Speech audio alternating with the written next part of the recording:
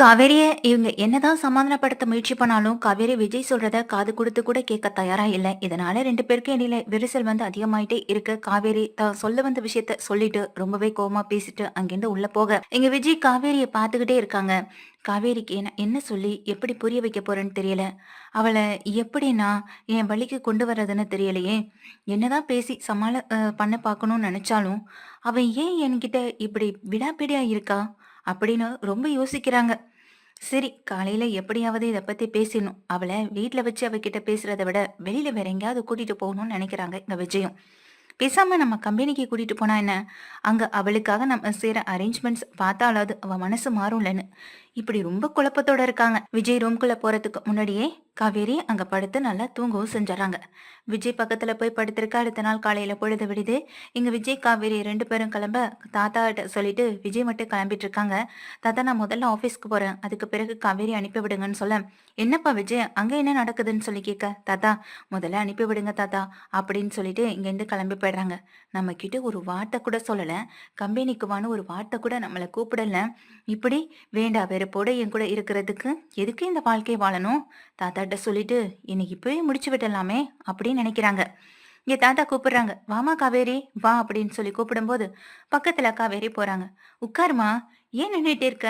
இப்ப கையே தலையெல்லாம் ரொம்ப வலி இல்லைல்ல, பரவாயில்லல அப்படின்னு கேட்க, அதெல்லாம் ஒண்ணும் இல்ல தாத்தா, நான் நல்லா தான் இருக்கேன்னு சொல்லி இங்க காவேரி உட்கார்றாங்க. ஆமா தாத்தா, விஜய் அப்படின்னு சொல்லி கூப்பிடும்போது, ஆ ஆமாமா, அவன் உன்னைய ஒரு ஒரு 10 o'clock மேல அதுக்கப்புறம் கம்பெனிக்கு வர சொன்னாமா அப்படின்னு சொல்லிட்டு போறாங்க.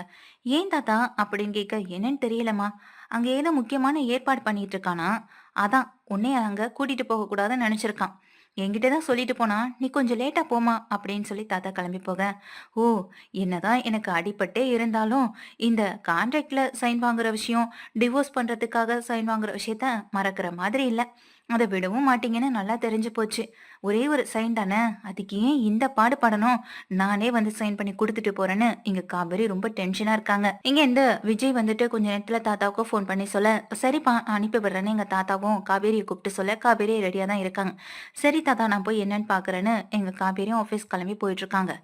அப்பதான் எங்க வீட்டுக்கு போற யமுனா என்ன பண்ணிருக்காங்கன்னா, வீட்ல வந்து நிவின் கிட்ட எதார்த்தமா சில விஷயங்கள சொல்லியிருக்காங்க.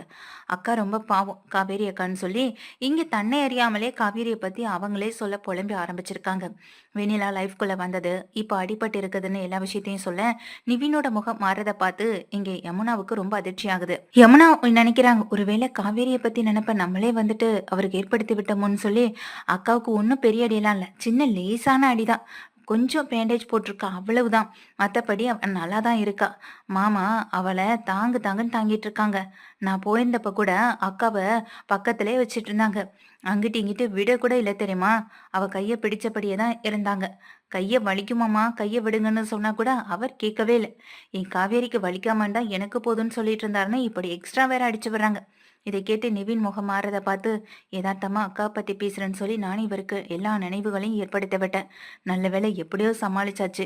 இப்படி விஜய் மாமாவையும் அக்காவையும் பத்தி ஒன்னா பேசினாதான் இவருக்கும் கொஞ்சமாவது பிடிமானம் இருக்க செய்யும் நம்ம மேல அப்படின்னு சொல்லி இங்க யோசிச்சுட்டு உள்ள போயிடுறாங்க. கொஞ்ச நேரத்துல எங்க நிவின் என்ன பண்றாங்க, வீட்ல இருந்து கிளம்பி வெளியில போக, எங்க நிவின் போறீங்கன்னு சொல்லி கேட்க, எங்க போறதா இருந்தாலும் உன்கிட்ட சொல்லிட்டு தான் போகணுமா அப்படின்னு சொல்லி கிளம்புறாங்க. எங்க போறாரு, ஒருவேளை காவேரிய கையில பார்க்க போயிடுவாரோ அப்படின்னு நினைச்சு ஒரு பதட்டத்தோட இருக்காங்க. ஆனா இங்கேருந்து கிளம்புற நிவின் நேரா குமரனை பார்க்க போறாங்க. அங்க டெய்லர் கடைக்கு.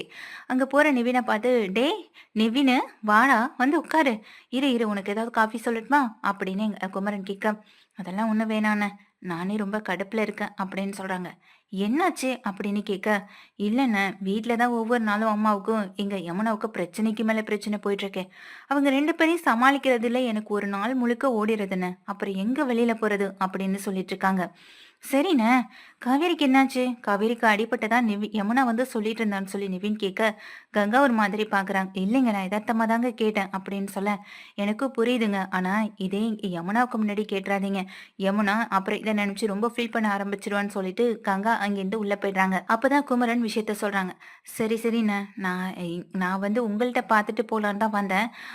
அப்படியே இங்க யமுனா சொன்ன விஷயமும் ஞாபகம் வந்தது. சரி, இப்ப காவேரிக்கு பரவாயில்லல அப்படின்னு சொல்லி கேட்க, அதெல்லாம் பரவாயில்ல, நல்லா தான் இருக்கா அப்படின்னு அப்படின்னு சொல்றாங்க.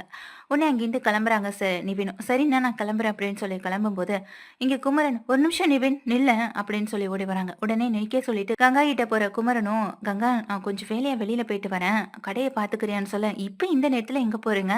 ஷூட்டிங் தான் முடிஞ்சிருச்சுல்ல. இப்ப இவர் கூட போயே ஆகணுமான்னு சொல்லி கேட்க, என்ன இருந்தாலும் யமுனா இங்க நிவினை கல்யாணம் பண்ணிருக்கா. அதுக்காக நிவினை வேண்டாம் வெறுப்போட விட்டுட முடியுமா சொல்லு? நான் அவன் கூட கொஞ்சம் வெளியில போயிட்டு வரேன். அவன் மனசும் ரொம்ப கஷ்டமா இருக்குல்ல. அவனுக்கு பேசி புரிய வச்சுட்டு வரேன்னு சொல்லி கிளம்புறாங்க குமரனும். நீங்க சொல்றதும் சரிதாங்க. முதல்ல நிவினை சரி பண்ணணும். அப்பதாங்க யமுனா வாழ்க்கை நல்லா இருக்கும் அப்படின்னு சொல்லி, நீங்க போங்க கூட்டிட்டு போய் பேசுங்கன்னு இங்க யமுனாவை பார்த்து இங்க குமரனை பார்த்து கங்கா சொல்லிடுறாங்க. குமரன், நிவின் 2 பேருமே அங்கேருந்து கிளம்பி போறாங்க. குமரன்ட்ட கேட்குறாங்க. என்னண்ணே என்னாச்சு? என்ன விஷயம்? எத பத்தி பேசணும்? நிச்சயமா யமுனா விஷயத்த பத்தி பேசுறதுக்காக தான் இருக்குன்னு சொல்ல, டேய் வண்டிய நிறுத்தடாங்கிறாங்க ஒரு ஓரமா. நிறுத்தின பிறகு, என்னண்ணே ஏன் உன் முகம் வாடி இருக்கு? உனக்கு எதுவும் உதவி வேணுமான்னு சொல்லி கேட்கா. ஆமாண்டா. எனக்கு இல்ல. ஆனா காவேரிக்கு. காவேரிக்காக நீ இந்த உதவிய செய்வேன்னு நெனைக்கிறேன் அப்படின்னு சொல்ல, என்னண்ணே காவேரிக்காக என்கிட்ட உதவி கேட்குறேங்க? அதான் ஹஸ்பண்ட் விஜய் இருக்கார்ல, அவர் பார்த்துக்க மாட்டாரான்னு சொல்லி இங்க நிவின் கேட்க, இங்க பாருடா, நான் நீ எல்லாரும் காவேரி நல்லா இருக்கணும்னு தானே நினைப்போம். இப்போ எனக்காக இதை மட்டும் செய்வல்ல அப்படின்னு சொல்லி கேட்க, என்னென்ன என்ன விஷயம்னு சொல்லி கேட்குறாங்க. வெண்ணிலா வந்ததுலேருந்து அவங்க வாழ்க்கைக்கு இடையில இருக்கிற பிரச்சனைகளை பத்தி நான் உங்ககிட்ட அடிக்கடி சொல்லியிருப்பேன். நீயும் அதை பத்தி யோசிச்சிருப்பேன்னு நினைக்கிறேன். இருந்தாலும் இன்னொரு விஷயம் உங்ககிட்ட சொல்லணும்டா அப்படின்னு சொல்ல, என்னென்ன என்ன விஷயம் அப்படின்னு நிவின் கேட்குறாங்க.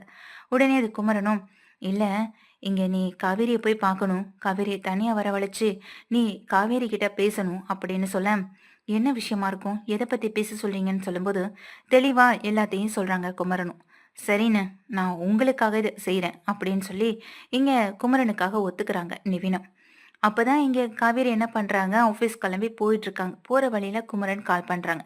என்ன மாமா அப்படின்னு சொல்லி கேட்க, இல்லம்மா உன்னை பார்க்கணும், உன்கிட்ட பேசணும்னு தாம்மா வெயிட் பண்ணிட்டு இருக்கேன்னு சொல்ல, வீட்லயே பார்த்துருக்கலாமேம்மான்னு சொல்ல, இல்லம்மா தனியா பார்க்கணும் கொஞ்சம் வாமா அப்படின்னு சொல்லி கூப்பிடுறாங்க. சரின்னு சொல்லி இங்க இருந்து குமரன் சொன்ன இடத்துக்கு போயிட்டு இருக்கும் போதே விஜய் கால் பண்றாரு. என்ன உனக்காக நாங்க வெயிட் பண்ணிட்டு இருக்கோம். நீ எங்க கிளம்பிட்ட? முன்னாடில இருந்தே வீட்டுல கிளம்பிட்டதா தாத்தா சொல்றாரு. இன்னும் வீட்டுக்கு வந்து சேரல நீ அப்படின்னு இங்க விஜய் கேட்க, இல்ல மாமா தான் ரொம்ப அவசரமா ஃபோன் பண்ணாரு. நான் அவரை பார்க்க தான் போயிட்டு இருக்கேன்னு சொல்றாங்க. என்னவா இருக்கும்? எங்க குமரனுக்கு எதுவும் பிரச்சனையா? சரி எந்த லொகேஷன் எனக்கு அனுப்பு நானும் வரேன்னு எங்க விஜய் சொன்னதும் உன்னை காவேரி அனுப்பி விட்டுறாங்க. காவேரி அங்க நிவின் இருக்கிற இடத்துக்கு போறாங்க. குமரனும் இருக்காங்க. குமரன் நிவின் 2 பேரும் இருக்கிறத பார்த்து, என்ன மாமா என்ன விஷயம்னு சொல்லி இங்க கேக்குறாங்க.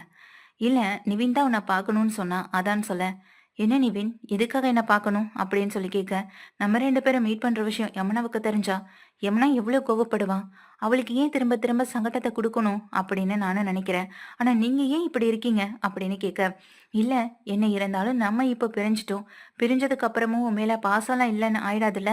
நான் வச்ச பாசம் வச்சபடியே தான் இருக்கும். கடைசி வரைக்கும் இருக்கும் காவேரி.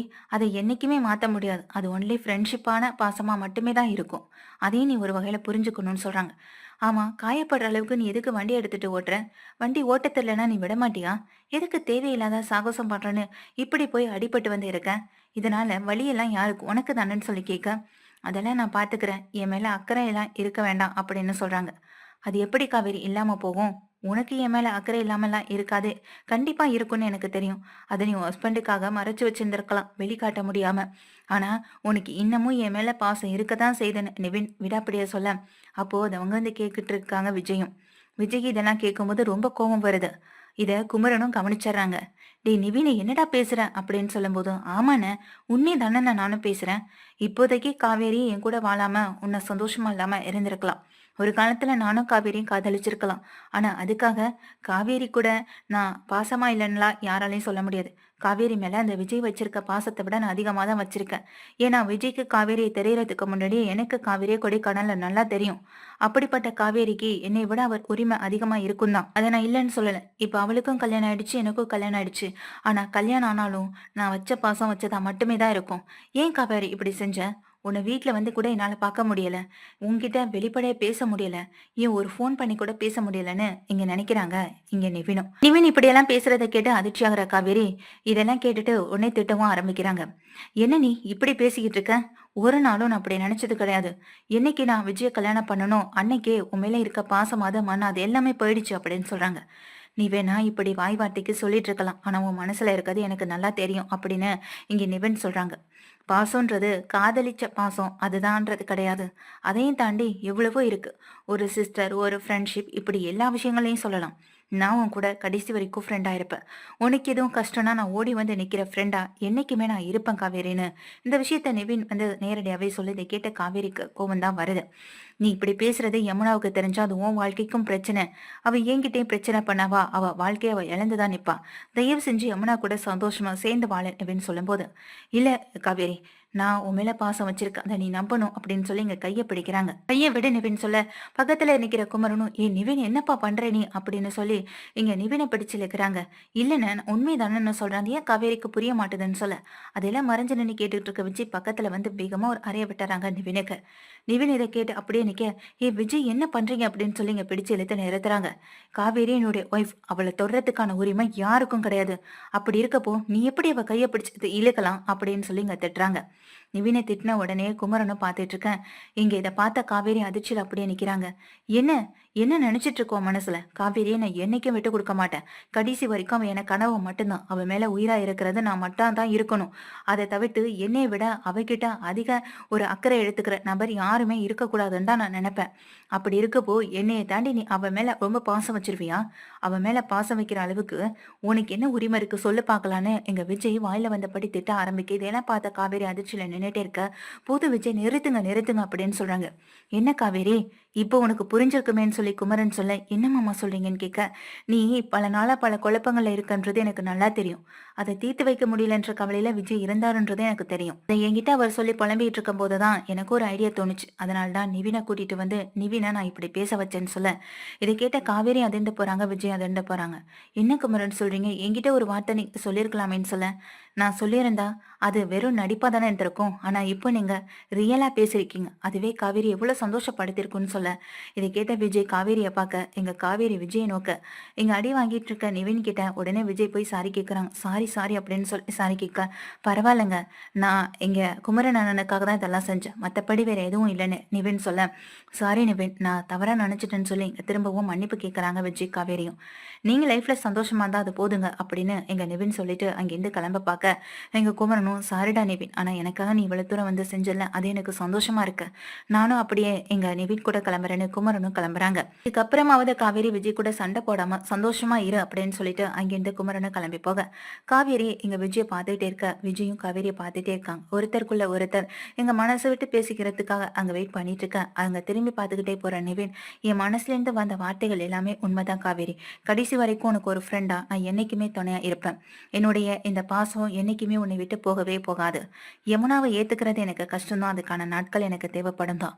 ஆனா அதே நேரம் உனக்கு ஒரு பிரச்சனைனா நான் ஓடி வந்து நிக்கிற ஃப்ரெண்டா நான் என்னைக்குமே இருப்பேன்னு இங்க பின்னாடி திரும்பி பார்த்து சிரிச்சுக்கிட்டே நிவின் இங்க குமரன் கூட போகவும் செய்ய, இங்க விஜய் காவேரி ஒருத்தர் மாத்தி ஒருத்தர் மனசு விட்டு பேசவும் செய்றாங்க.